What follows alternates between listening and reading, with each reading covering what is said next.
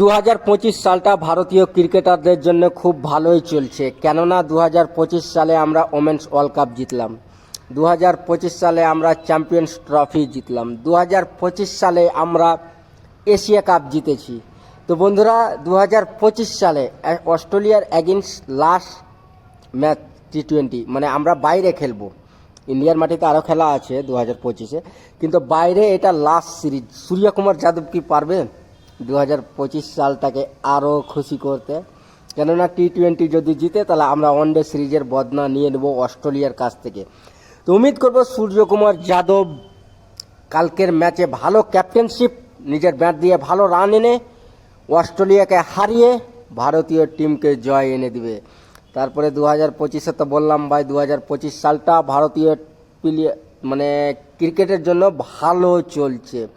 আমরা 2025-এ ভালো উপভোগ করলাম ক্রিকেট।